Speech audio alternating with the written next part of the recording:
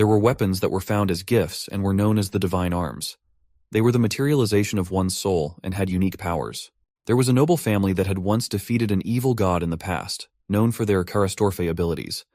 All the members of that family possessed strong bodies, exceptional talent, and incredible divine arms. Bel was born into this same family and dreamed of becoming a hero, proudly wielding his sacred armament. However, things took a turn when, during his oracle ceremony, he discovered that he possessed no skills or abilities, becoming the first failure in his family's history. Outside the house, his brother Zane punched him, causing him to fall, and shouted for him to leave. Zane declared that a useless person like Bel wouldn't be able to summon any divine weapon. Jessica and Sierra were also present, but Sierra was the only one who expressed concern for Bel. As Sierra moved to help Bel, Jessica used her leg to trip Sierra. Placing her foot on Sarah, she told her to just watch and not interfere, emphasizing the consequences of powerlessness. As Bel saw Sarah in that condition, he rushed to help her, but Zane quickly punched him, remarking that half-breeds surely get along well. Both Zane and Jessica then began tormenting Bel and Sierra. Bel reminded them that they were children of a concubine, hence called mongrels, which was why Zane and Jessica tormented them at every opportunity. After some time, Bel and Sarah sat together. He apologized to Sarah, blaming himself for being powerless. She reassured him not to worry and promised to always be by his side. Bel vowed to become strong even without a divine weapon and promised to protect her. Sarah thanked him and hugged him. However, he would soon be unable to fulfill that promise because a few days later, he was banished from the house. Bel felt guilty leaving Sarah alone with those cruel people and resolved to become strong enough to rescue her. He knew that even mastering a normal weapon wouldn't be enough against divine armaments, so he was determined to do whatever it took to grow stronger. He visited a weapon shop and, after spending a lot of gold coins, requested one of every kind of weapon available. The shopkeeper was shocked and asked if Bel was planning to start a war or something similar. 2 years later, Bel rode on horseback, carrying some of his weapons. Confronting a group of goblins, he wielded 2 weapons in hand and placed the others on the ground, challenging them to begin. He unleashed a flurry of attacks, slashing through the monsters to eliminate them. Meanwhile, a man wearing an overcoat, hiding his face, observed Bel's battle. He asked Bel if he always carried all those weapons with him and wondered if it was a yearning for something beyond divine arms. The man had almost forgotten why he embarked on his journey, to find someone worthy of entrusting something to, someone with the potential to become a hero. Using his power, he emitted blue rays and presented something to Bel. Bel wondered if it was a sword, but upon touching and inspecting it, he discovered it was a scabbard, Avalon. This artifact was used to store divine armaments and passed down through generations to preserve their power. Currently, it contained weapons wielded by the 5 great heroes of history. Anyone capable of wielding Avalon would become the strongest person in the world. Bel resolved to take up this challenge. 3 years had passed since then, and Bel stood atop a ruined building with the mysterious person who had given him Avalon. A red dragon threatened to attack Bel with its fiery breath. Bel remarked that he wasn't bothered by the heat. He summoned Avalon and focused to manifest the windshield Achilles, protecting himself from the dragon's flame with absolute storm. Following that, he summoned the Thunderhammer Mjolnir and leaped to strike the dragon with Thor's hammer. Yellow electricity discharged upon impact, and the dragon was defeated. The strange man congratulated Bel on his mastery and urged him to go to his sister now that even the S-rank paladin would consider him a threat. Bel agreed and rode his horse toward the place he had been banished from 5 years ago. He now possessed the power to protect his sister. Upon arriving, however, he found widespread destruction and a different flag flying, suggesting a civil war. He hurried inside his former home, calling Sarah's name repeatedly in search of her. Opening a gate, Bel discovered Sarah's lifeless body. Shocked and devastated, he screamed in anguish and began to cry, questioning why he had gained all these powers and promising to protect her. Suddenly, a red beam struck him, and realizing it was from an S-rank divine arms user, Bel felt intense pain. The enemy asked if he was Bel, mentioning that Bel had been banished long ago. Confused and startled, Bel wondered how the enemy knew him. The enemy coldly revealed that he had arranged for Bel to meet his sister again. Bel realized with horror that this person was the one who had killed Sarah. The enemy taunted Bel, wishing him to keep his sister company. As Bel attempted to rise and retaliate, the enemy struck again, intent on killing him. Bel felt a deep sorrow for not being able to avenge Sarah's death. When Bel opened his eyes, he found himself facing a priest in the Karastorf Cathedral, wondering how he had arrived there after dying. The priest instructed him to begin his oracle ceremony. Bel was stunned to hear this and questioned if he had returned in time. The priest asked him to hold out both arms and envision his divine armament. Bel realized he hadn't inherited Avalon yet and feared he would be banished again. However, during the ceremony, he discovered Avalon. He believed that now he could redo everything and change fate with this newfound power. The priest said that it was so rare. Bell asked if the priest thought that he couldn't fight with it. The priest replied that it wasn't what he meant. Bell told him not to worry and that it's the best divine armament. Then he rushed to meet Sarah in her room, and as he opened the gate of Sarah's room, she was happy to see him. He thought that he hadn't seen her for a long time, and she was as beautiful as he remembered. She rushed to him and asked how his ceremony had gone. He didn't reply, just hugged her, happy that she was alive. She asked if there was anything wrong. He felt sorry that he hadn't been able to save her in their past life, but now he wouldn't let that happen and would save her. While he was hugging her, she said it hurt. He apologized and let her go. She said it was fine and was happy that he hugged her. Then she noticed he was crying, so she patted his head and said everything would be fine. Then Zane came in, referring to them both as mongrels, and said they were getting along. Zane came to Bell and said he had heard everything from the priest about Bell finding something interesting in the oracle ceremony. Bell thought it seemed like the priest had already told Zane everything. Then Bell revealed that it was a scabbard. Zane laughed loudly upon hearing that, saying it wasn't a weapon and suited a mongrel like Bell. He asked how Bell would be able to fight with it and commented that they both were idiots. Bell told him to take back those words. Zane asked him to say that again. Bell repeated his demand to take it back. Zane became angry, questioning how Bell dared to talk to him like that, and vowed to teach Bell how to address his older brother. As he moved to punch Bell, Bell retaliated with a powerful punch of his own. Bell warned him not to insult Sira again. Zane, furious, drew his spear and threatened to make Bell cry and beg. Bell recognized it as the Ignite, the same spear, realizing Zane was serious. Bell told Sarah to step back, saying he was fine and leaving Zane to him. He then drew Avalon. Zane asked if Bell thought he could beat him with that, reminding him that he was an E-rank paladin. Bell explained that paladins were ranked based on their strength, starting at F rank upon receiving their divine armament, and upon mastering mana channeling, they would become E-rankers. The D rank and above were able to use mana for special attacks, and upon reaching B rank, they could awaken unique divine armament abilities. Bell thought Zane was overly proud of his E-rank status, considering he was still developing. Bell smiled. Irritated, Zane asked why he was laughing and if he had something crazy in mind. Bell denied it, saying he just found Zane cute. Enraged, Zane prepared to attack, but Bell manifested the Sword of Light and, using Caliburn, drew a sword and slashed at Zane's spear. Zane was shocked to see Bell's sword and fell back, finding his spear broken. He felt perplexed since he knew the scabbard was empty. Bell then asked if Zane wanted him to make him cry and beg. Zane blamed Bell, accusing him of trickery for having a weapon while Zane did not. He warned Bell that he wouldn't get away with it. Then he started running away. Bell asked why Zane was running and that they hadn't finished talking yet. Bell then took out the flame gun Ragnarok and fired a shot at the wall beside Zane. Zane was shocked to see the gun, thinking Bell had just been using a sword and couldn't possibly wield more than one divine armament. Bell told Zane not to mess with Sarah again, threatening to blow Zane's head off if he tried. Zane, scared, ran away. Sarah remarked that Bell was amazing. Bell asked if she was okay. She agreed, admitting she was scared Zane might beat them again. But now Bell had a divine armament too. Bell assured her to leave everything to him. She complimented him, saying he was so cool. Bell thought that as long as he could protect her smile, he wouldn't lose to anyone. The scene shifted to Duke Galleon's residence, where Zane reported everything to his father, Galleon. Galleon asked if it was true that Bell used multiple divine armaments. Zane knelt and revealed that Bell's armaments weren't normal, suggesting Bell may have made a pact with a demon and recommended banishing him from the house.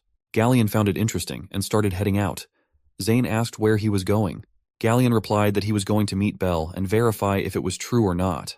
Bell lay on his bed, thinking that despite being able to defeat Zane, his body was still that of a child. He felt exhausted because he couldn't control his mana well. He tried to shoot a fire bullet, but it turned out to be attributeless instead. Currently, he was as strong as an F-ranker, but he couldn't remain at that level. He remembered from his past life that it was the Roth Windosaurs who had attacked then, another paladin family with a long rivalry against the Karastorphis. If their enemies were attacking them now, someone must have provoked them. This time he vowed to protect Sarah, and to do that, he needed to improve his status within the household. Suddenly, Galleon entered his room, remarking that it had been a long time since they had last met. Bell wondered why his father had come there. Bell recalled that in the battle 20 years ago, Galleon had fought alone against the evil god and the famous monster Tartaros, cutting his way through to the Black Continent where the monsters lived. That was why he was known as the Genesis Sword Saint. Bel noticed that Zane had also come along. Bel thought that if Zane had already told his father everything, it might be an opportunity for Bel to improve himself and make his father notice him. Bel knelt down to show respect to Gallian as the Duke. Gallian commented that Bel had changed a lot since they last met, but reassured him that he didn't need to be formal, as his father had come to see him. Bel replied that he was afraid he couldn't relax, explaining that saying the wrong word could cause the conversation to spiral out of control, and they would always be held accountable for their words and actions. Gallian then asked Bel to rise and assured him that if Bel wanted formality, Gallian would reciprocate. Bel felt a crushing pressure and wondered at the terrifying aura Gallian possessed. Gallian asked about Bel's altercation with Zane, reminding him that fights between brothers were forbidden in the house. He questioned why Bel had hurt Zane, whom Bel should have shown respect. Zane smiled confidently, feeling that it was the end for Bel, as no one in the house dared to oppose Gallian. Bel explained that he was angered because Zane had bullied Sarah again. Gallian asked if Bel had broken his rules over a petty grudge. Bel admitted that he had no regrets about it. Gallian then asked if Bel regretted breaking his rules. Bel replied that abandoning those they love would be a disgrace to a paladin, and he would fight to protect his sister even if he had to oppose his older brother. It was the path of the knight he had chosen. Gallian drew his sword and placed it at Bel's neck, asking if Bel would still fight even if his opponent were Gallian himself. Unfazed, Bel agreed. Impressed, Gallian commented that he liked Bel's resolve and would let the incident slide. Zane was shocked and asked for the reason. Gallian pointed out that not only had Zane bullied his sister, but he had also lost to his younger brother, which was a shameful display. He ordered Zane not to show his face for some time. Turning to Bel, Gallian acknowledged Bel's knightly resolve and appreciated his willingness to speak his mind despite the weight of his words. Bel apologized for his brashness and recognized it as a bold stance for a member of the Catastrophe household. Gallian then expressed his desire to see Bel's power and instructed him to summon his divine armament. Bel agreed and drew his Avalon. Gallian was shocked to see it and recognized it as the legendary divine armament that held the spirit of the original paladin, the very same weapon wielded by history's greatest heroes. He mentioned that Zane had told him Bel used both a sword and a gun. Was that true? Bel confirmed it and revealed that both were contained within the scabbard. He then withdrew the two divine armaments. Surprised, Gallian observed that Bel had managed to draw them out. Bel explained that he could only use two at once, but there were 3 other weapons inside the scabbard. Gallian was stunned and wondered if Bel might become the next hero. He expressed that while he had no interest in the weak or children, he had high expectations for Bel. As he left, Gallian instructed Bel to work hard. After Gallian departed, Bel relaxed from the pressure and sat beside his bed, determined to prove his strength as Gallian expected. Despite having come from the future, he was still a child, but he was determined to quickly reach D rank to gain the mana needed. To achieve this, he planned to hunt orcs in the nearby forest. The scene shifted to a forest at night, where many orcs lay slain by a white wolf. The next day, as Bel reached the forest, memories of his past life's training there flooded back. After being banished from the mansion, he had spent several days in this very forest. However, something felt off this time. Despite venturing deep, he encountered no monsters. As he pressed forward, he stumbled upon the corpses of orcs. Just then, something rushed at him. Bel swiftly blocked the attack with his sword. Upon inspection, he discovered a Fenrir, finally understanding why he hadn't encountered any monsters earlier. He considered fighting the orc he had intended to face, but instead found himself confronted by a D-rank monster without sufficient mana. Barely stronger than an E-rank, Bel wanted to retreat, but heading back would mean facing the Fenrir's deadly onslaught. The Fenrir lunged at him with incredible speed. Bel dodged and attempted to shoot it with his gun, only for the shot to miss. He realized his bullets were too slow due to his mana deficiency, so he drew his sword instead. Attempting to slash at the Fenrir, Bel found his attack dodged effortlessly. In his past life, defeating a Fenrir would have been easier, but now he struggled to keep up with its speed. The Fenrir managed to nick Bel with a small cut and continued its barrage of attacks. Bel couldn't dodge them all. As the Fenrir prepared to attack him again, Bel realized he had just reincarnated and couldn't let it kill him. He raised his shield to block, but the Fenrir swiftly attacked from a different angle, knocking him down. Bel feared it wouldn't stop and that he would die, as his gun, sword, and shield seemed useless. Desperate, he considered his last option, the hammer. He was left with only one more divine armament. Reluctantly, he summoned the Aegis, and a pair of purple-colored hand gloves appeared on his hands. He hadn't planned to use them, but the dire situation forced his hand. To his surprise, when the Fenrir lunged at him again, it passed right through him. Bel became transparent and swiftly mounted the Fenrir's head. Feeling pity for the Fenrir, knowing it couldn't harm him now, Bel took out his hammer and delivered several powerful blows. He realized that the Aegis was the gauntlet of darkness, enhancing his physical abilities by leaps and bounds, with its strength growing over time. With several powerful strikes, Bel managed to defeat the Fenrir. He retrieved his Aegis, thanking the gods, and reflected on how the dark divine arms possessed special abilities from the outset, though they couldn't be fully utilized in battle, sinking deeper into darkness as time passed.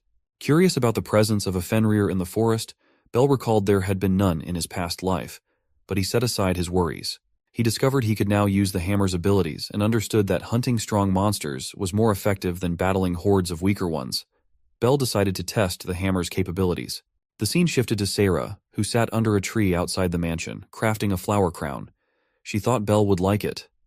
Jessica arrived and demanded the crown from Sarah, mocking its suitability for someone as unkempt as her. She then sought the opinion of a man named Spen. Spen agreed with Jessica, prompting her to take action.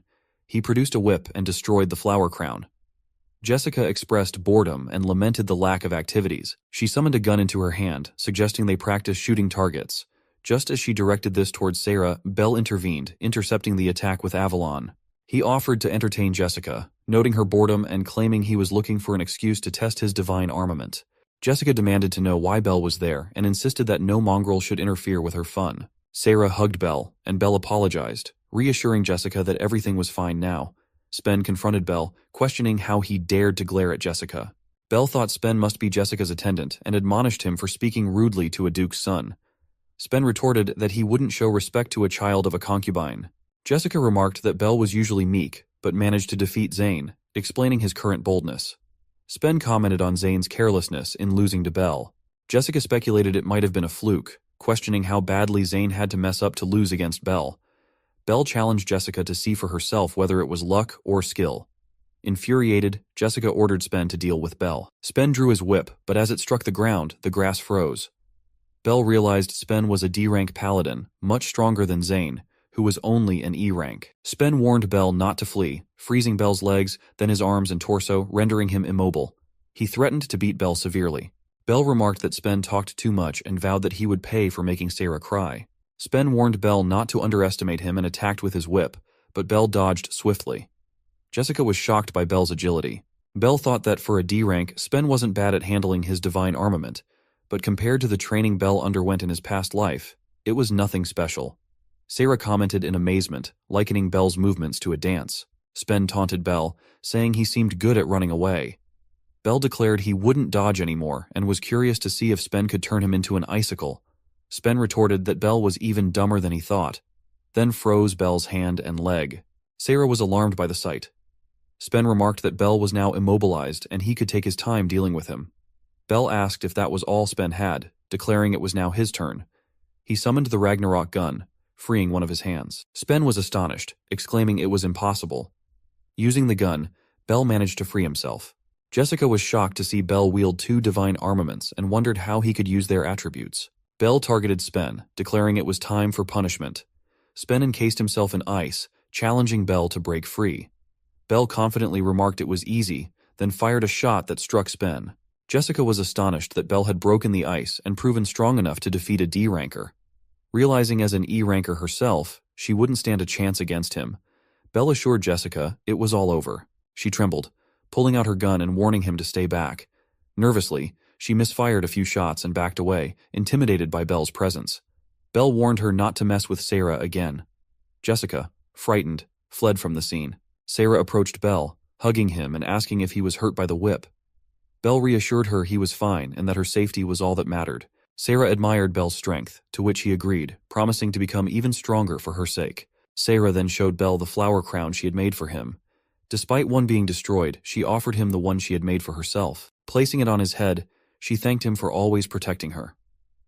Bel was touched to receive such a gift from her, thinking that one day he would have the entire nation revere him.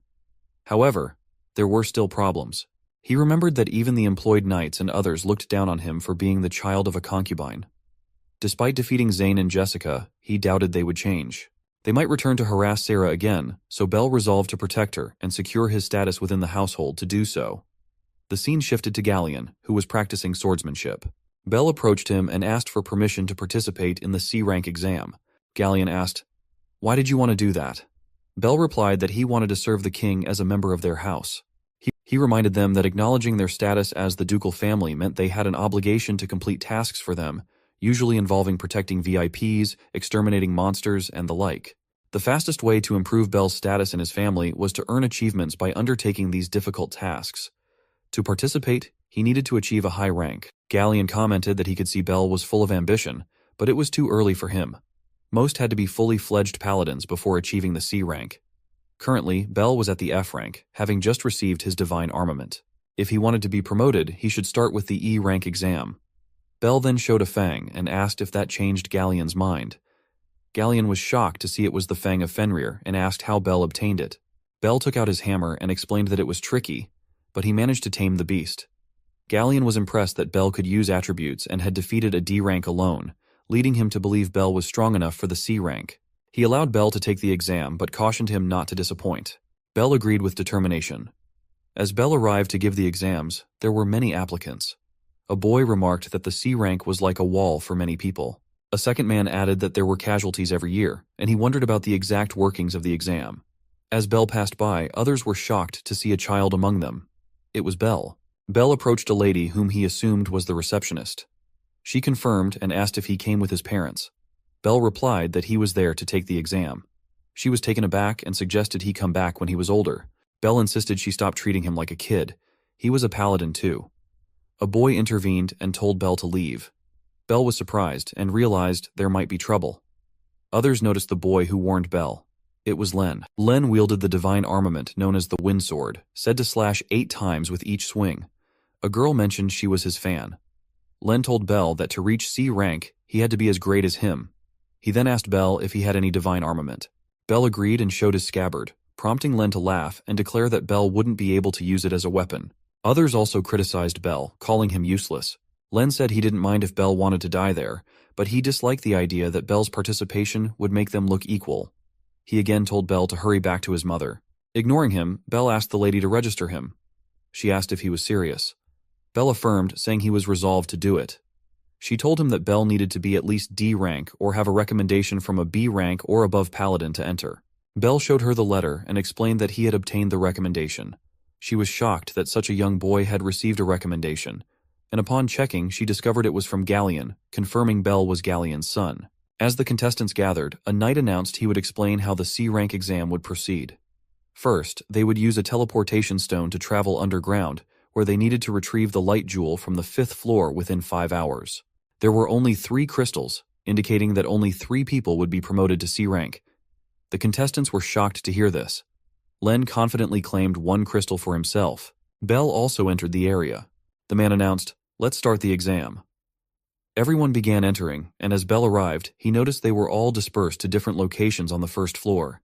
He wondered what to do first. He started walking, thinking that the dungeon seemed vast, but he had 5 hours, which should be enough time. Since he had the opportunity, it would be a waste not to make good use of it. Knowing there were many monsters in the dungeon, and considering that a paladin's mana increased with each monster defeated, he decided to hunt down all the monsters. Other people were battling monsters and encountering difficulties in slaying them. After Len effortlessly dispatched a monster, he asked others how they found it hard to defeat them. Others praised Len for his skill. Len replied that they could say that again. He wasn't just an average person like the rest of them. Though frustrating, it was true. Others commented that thanks to Len, it seemed they would pass easily. Len urged them to do their best to earn points through their efforts, dismissing the weaker members as good only for loafing around. Then they came across a room with 3 entrances. Len speculated it must be the final room and wondered if it would at least be entertaining. As they entered, they found numerous D-rank monsters inside. Len pointed out that the jewels were on a pedestal at the far end of the room. A very peculiar monster appeared, and Len swiftly attacked, attempting to cut it into small pieces. However, his attack seemed ineffective, and the monster retaliated, knocking Len back. Len wondered why his slashes didn't work. The other 2 contestants were shocked and engaged in battles with different monsters, one with a flying creature and another with a liquid monster. The man realized his physical attacks had no effect on the liquid monster, while the girl struggled to hit the flying monster with fire due to its wind manipulation. Len concluded that this was the final test for the C rank, designed so each monster countered their divine armaments. As a giant monster prepared to attack Len, Bell intervened just in time, defeating it with his hammer. Bell remarked it was a close call and that he had enjoyed the hunt. Len was surprised to see Belle there. A jelly-like monster attacked Belle, but he swiftly blocked it with his sword. Len was further shocked to see Belle's divine armament transform. Belle then used his gun to shoot down the flying monster. The other two contestants were astonished, with the girl noting that Belle's supposed divine armament was just a scabbard. Len wondered how Belle could possess multiple divine armaments and handle them. Belle explained he was running out of time, urging them to end it, and proceeded to defeat all the monsters. Len found it unbelievable as Belle defeated the monsters and reached the jewels. The girl approached, praising Belle for his amazing feat.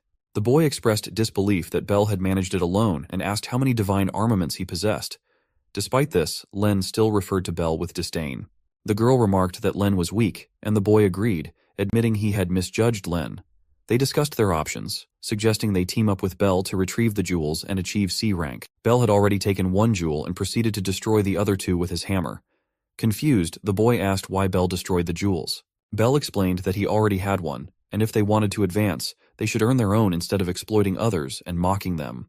He criticized them for their attitude of taking advantage of others to pass the test and their lack of worthiness to be called knights. Len, despite being called weak, thanked Belle and declared that he wouldn't let it end there, implying a determination to prove himself. After passing and achieving C rank, Belle felt that Len's honesty and ambition were surprising.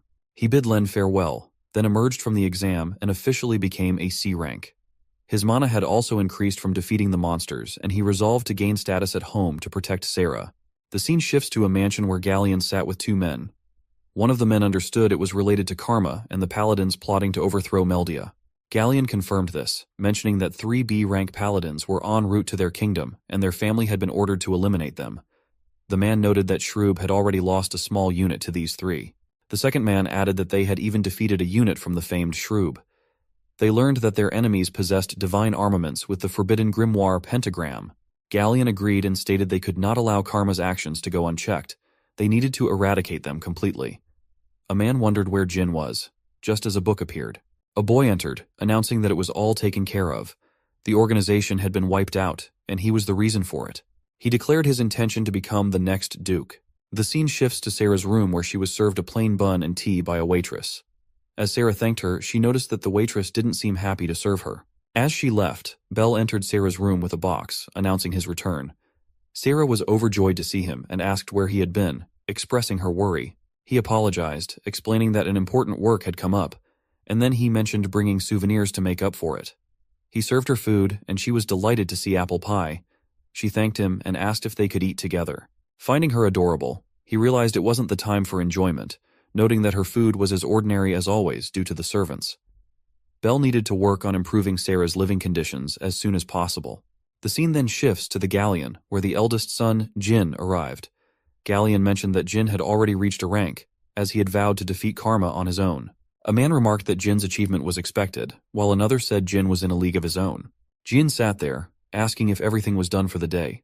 Galleon denied and said that the king had assigned him another duty to guard Princess Riki Shutik Villain. Riki would soon travel to their neighboring country, and they were tasked with providing her full protection for a safe trip. A man asked if the royal guards weren't enough for that. Razor replied that they should be wary of Karma, so they were no longer reliable. The man wondered if they should go through Rakata Pass, thinking it would be the safest route. Just then, Belle arrived and asked them to wait for a moment. Galleon mentioned that it seemed the exam was now over. Belle agreed and showed his card, revealing that he was now a C rank. The two men were shocked that Belle had achieved C rank at such a young age. Galleon asked why Belle had interrupted them. Belle replied that he wanted to suggest an alternative route for the trip. The man asked if that was his advice. Belle agreed and explained that monsters didn't appear on the Rakata route. Instead, bandits frequented the area, extending the journey to Arsha by 3 whole days. He suggested choosing the Monster Plains path instead. A man expressed surprise, mentioning the dangerous monsters there. Belle denied this, stating that the monsters inhabiting the plains were mainly death chimeras and dark horrors, which were nocturnal and thus safe to pass during the daytime. He added that this route would only take 1 day to reach the destination. The man agreed with Belle's suggestion. Galleon thought that Belle was sharp and knowledgeable about monsters. Belle asked if they would entrust the task to him and proposed guiding the princess through a safe and fast route. Jin appeared intimidating and questioned Belle's audacity to speak out. Belle found it troublesome and realized he had forgotten about his older brother. He then asserted seriously, revealing his divine armament and stating he could safely escort the princess without any trouble. Jin dismissed Belle's claim, asking if that included him. Bell replied that a knight stands by his word. Razor shouted at Bell to be silent, implying his words challenged Jin. Bell remembered Razor as the B-rank paladin. Jin instructed Jester to test Bell. Razor drew his divine armament, intending to put Bell in his place, and rushed to attack him. To their surprise, Bell blocked the attack with his sword. Jin noted that Bell was faster than expected and seemed ready to take on a B rank in single combat. Galleon shouted that it was enough and assigned the task to Bell. Jester asked if Galleon was serious. Galleon replied that karma was no longer a concern, making it the perfect first job for Bell. Bell thanked him and promised not to let Galleon down. As he left, Bell reflected on the royal palace, Shutugvalane Castle, his first visit there in this life, and his memories from his past life. Upon entering, guards stopped him. Bell showed his card and explained he was there to escort the princess. The guards were surprised that such a young person was a C rank but allowed him to pass, wondering if he could really protect Her Highness. Upon meeting her, the princess commented that he was a cute bodyguard but insisted she didn't need his protection. At Rika's destination, a man sat on the throne and asked another if Rika had departed for Arsha yet. The second man replied affirmatively, mentioning she was accompanied by several royal guards and Bell, the duke's son. The man commented that Bell was still a child, though evidently talented or otherwise noteworthy, and cautioned not to let their guard down. He also gave permission to take action if the situation worsened. The second man assured him not to worry, as assassination was his specialty.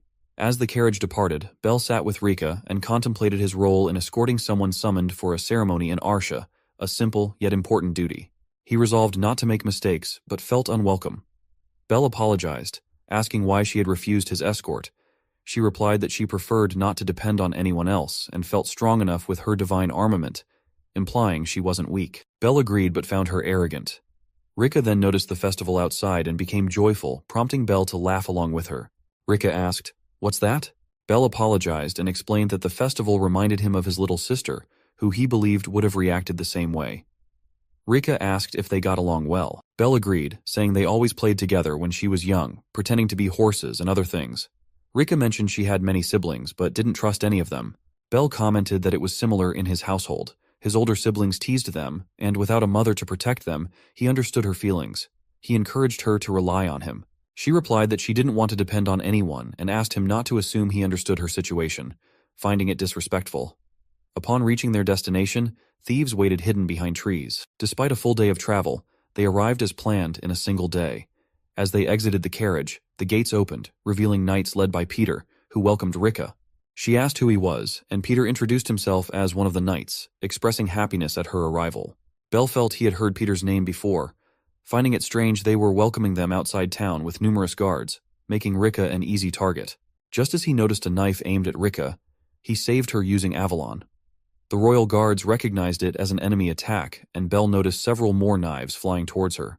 Peter drew his sword to shield Rika, declaring he wouldn't let anyone harm her. Observing his skill, Bell realized Peter was likely the B rank. The assassins began to flee. Peter ordered his knights to pursue and apprehend them, while ensuring Rika's safe escort away from the castle. Bell assured Peter of his trust and urged him to go. Peter escorted Rika into the castle, where another knight reassured her of safety, noting the castle's ample guard protection. She replied that she could protect herself. The knight insisted he would gladly lay down his life to save her. Suddenly, Peter killed the knight, shocking Rika. Peter remarked that the knight had willingly sacrificed his life, which he deemed insignificant. Worried, Rika asked Peter what he was doing. He coldly replied that he was there to assassinate her. She recoiled in fear, attempting to summon her weapon but trembling too much to succeed. Desperate, she hoped someone would come to her rescue.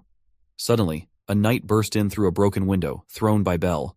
Bell apologized to Rika for arriving late, appearing alongside the knight, and he asked to leave that all to him. Peter said that he thought all the guards took him and he would commend Bell, but did he really think he could take on others? Bell remembered who Peter was. Then Bell said the real name of Peter was Vaughn, and his divine armament was 2 sets of the 3 thunder darts, with his targets being Schreibe, Vermouth, and Marquise. Peter was shocked and asked how Bell knew all that. Bell thought it was because he was the one who caught Peter in a past life. Bell said he never thought Peter would try to kill Rika, and there wasn't any way he could explain his way out of there, even though he was acting as the guard's leader. Peter commented that it was interesting and it seemed Bell had investigated Peter, but did he really think a C ranker could defeat a B ranker? Bell replied that a B rank was a bit too much, but if it was Peter, there wouldn't be any problem. Peter then threw his sharp darts at Bell, but Bell dodged them all, and at the same time, Peter rushed to attack him. Bell remembered that Peter would slash diagonally from his right, so he dodged that. Then Peter circled around Bell's back and tried to stab him. Bell used his sword to block the attack, stating that he knew all of Peter's moves. Peter was shocked, wondering how Bell could keep up with his speed. Bell replied that he could kill Peter at any time, so it would be best for him to surrender. Enraged, Peter attempted to attack again, but Bell knew that his rage would make his attacks predictable, which was Peter's weakness. Peter attacked with a downward slash from the front, followed by a diagonal slash, throwing a dart, a flurry of stabs, and an upward slash. Bell dodged all of Peter's attacks. Rika thought Bell was amazing, noting that despite being a kid, he fought as if it were no big deal, while she herself was all talk. Bell then landed 2 slashes on Peter. Peter realized that Bell knew all his moves, as he had warned. Now it was Peter's turn to play his main card. Bell remembered what that would be and replied that he could handle it. Peter asked if Bell was sure about that, then took out the tears of the Dragon King and drank them. Bell thought that the tears were extremely rare and temporarily multiplied their mana by drinking them, realizing that Bell was now in trouble. Peter warned Bell that he would regret not killing him earlier. He threw his darts, which came dangerously close to Bell, but did not attack directly, instead using them to create a lightning cage. Bell felt himself lifted by the magnetism and took out his shield to try to deflect it, but the wind circled inside the barrier. Peter intensified his attack, causing Bell to scream in pain. Peter declared he would finish it quickly, but Bell resolved not to die there. Suddenly, arrows came to attack the darts and free Bell. Rika had fired them, explaining that since Bell had risked his life for her, she couldn't stay scared forever. Enraged, Peter rushed to attack her. Bell thanked Rika for her help and then slashed his sword at Peter to finish him off. Afterward, Bell asked if Rika was hurt. She came to check on him and said he was the one who got hurt. She apologized, feeling responsible for involving him in the succession conflict. He replied not to worry and reassured her that she seemed strong. She said she wasn't as strong as him and thanked him, promising to always help him whenever he got in trouble. As she extended her hand for a handshake, he knelt down and thanked her for her offer. Rika then took out her ring and said she wanted to give it to him as a token of her gratitude and friendship. He was surprised to see the ring. Bell returned to his mansion and was welcomed by Galleon. Galleon expressed his appreciation, mentioning that he had heard how Bell had protected Rika. Bell agreed and stated that he had completed his task. Galleon then noticed the Ring of Solomon in Bell's hand. Bell explained that Rika had given it to him as a sign of her trust. Galleon thought to himself that the ring was a treasure of the royal family and possessed special mana. He found it unbelievable that Bell had managed to acquire it, realizing that Bell was even greater than he had thought. Galleon then told Bell that he would arrange for him to enroll at Athena before long. Bell was surprised, knowing Athena as an elite paladin institute open only to people from distinguished families. Most of the Karastorfi family's children were taught by private tutors, but there was a tradition where candidates for the next head of the family would enroll at Athena to learn about society. Bell realized this meant he was on track to become the heir. He replied that he would follow Galleon's wishes. Galleon assured Bell that he would notify him when the time came, asking him to keep training until then. Bell stood up and mentioned that he had a request. Afterwards, Bell and Sarah went to a room, and she was delighted, asking if it was her new room. He confirmed that their father had given him permission. Bell thought that moving into the main building would also improve their status. Sarah lay down on the bed, expressing her happiness. She noticed a cut on Bell's hand and asked what had happened. He replied that he had been injured on his first job. She playfully told the pain to go away, acting childishly. Bell thanked her and said it felt better now. He hoped that Sarah would now be treated better. Bell realized he needed to focus on the future, especially safeguarding their home 5 years from then. He worried that she might end up in danger again and resolved to gather information to find that boy. To do that, he needed to become the heir. The scene shifted to a room where Jin was drawing. Razor entered and knelt down, apologizing for what he was about to say, but it seemed that Bell was destined to enroll in Athena. Bell was the first to register since Jin's enrollment, making him a competitor for the heir position. Razor suggested they eliminate Bell before he could succeed. Jin dismissed their concerns, stating that Bell was not a threat at the moment. He believed that Bell growing stronger could actually benefit him in the long run, and Jin enjoyed challenging things once they were completed. Razor agreed with Jin's perspective, but thought to himself that even though Jin said that, it was still too risky to leave Bell alone. Bell possessed numerous divine armaments and had already defeated a B-rank paladin at such a young age. Razor felt the need to act if that was the case. Meanwhile, Bell practiced his swordsmanship, contemplating that what he needed most at that time were unique abilities used by B-rank or higher individuals. Determined, he shouted aloud, wondering if he could master them before enrolling in Athena. knowing it would require hunting many monsters. It was then that he saw Razor approaching, catching sight of him through the reflection of his sword. Bell asked Razor what he wanted. Razor apologized for his actions the other day and explained that it was ordered by Jin, though it was still impolite to point his blade at a duke's son. Bell wondered about this and considered Razor might be a good person after all. Bell reassured Razor not to worry, as he didn't mind. Razor thanked him for his leniency and then mentioned he had something else to discuss. Bell asked what it was. Razor asked if Bell would like to join him on a monster subjugation task. He explained that Jin and the other paladins had other plans, and Razor was impressed by Bell's recent performance. He hoped Bell could assist him. Bell wondered why Jin's attendant would come to him for help. As the son of a duke, Bell felt he couldn't refuse, but he knew he needed to take this seriously. He accepted Razor's request. Razor bowed and thanked Bell. He thought to himself that he needed to use this task to take care of that. Bell then asked where they were going. Razor replied that it was a remote area called Ithaca. Bell wondered about the place, and considered it the perfect location to use his special method to increase his mana. Bell thought of ambrosia, a rare item that permanently increases mana when consumed. As they continued, Bell thought that if he could obtain some, he might be able to reach B rank without having to hunt tons of monsters first. However, there was only one extremely rare chance to obtain ambrosia, and that was by entering a hidden dungeon. One of those dungeons was Ithaca. That night, Bell and Razor were in a bar. Razor suggested going over everything once again, as their task was to defeat the Leviathans. It was confirmed that there were several specimens of that powerful C-rank monster, and they needed to deal with it swiftly. As it was already getting late, they planned to start the next day, and Razor advised Bell to get some rest. Bell agreed and said he was heading to his room. As he left, Razor thought that Bell was an idiot and didn't realize he would die soon. Razor planned to make it look like an accident the next day. Despite Bell's talent, he was still a C-rank adventurer and should be easy enough to eliminate. At night, Bell looked outside and wondered if Razor had already fallen asleep. He took out his shield and used an air spell to make it fly. As he traveled with it, he remembered Ambrosia, a secret dungeon that no one had reached before. In his past life, Bell and his master had searched for it long ago, so no one else should even know it existed. Bell reached a cave-like entrance, and upon entering, he saw 3 gates. He thought that the hidden dungeon was divided into ranks, distinguishable by the color of the gates. The green gate was for B rank, and upon clearing it, adventurers received an ambrosia corresponding to the dungeon's rank. Bell anticipated a mana boost from it. However, to clear the dungeon, he had to defeat a boss. In his past life with his master, he hadn't been allowed to attempt it because he was too inexperienced at the time. Certainly, facing the B rank boss wouldn't be easy for him now either, but he couldn't retreat out of fear. He needed to grow stronger as quickly as possible to change Sarah's future. He entered the green gate. Inside, he encountered a ghost and began battling a ghost knight wielding a sword. Despite firing several shots, he found the ghost easily dodged them. He then tried attacking with his hammer, but discovered that physical attacks had no effect. Switching to his sword, he used magic instead. Even then, the ghost knight proved resilient against magic attacks. Bell had never encountered such a monster before, but felt it was of C-rank strength. Currently at a disadvantage, Bell noticed the shield the monster wielded and thought there must be some vulnerability to exploit. Charging a fire bullet with mana seemed like it would be effective. Then he took out Ragnarok and began charging it as the ghost knight approached to attack. Bell fired and killed the monster. He remarked that the magical fire attack was effective in melting the armor of the ghost knight.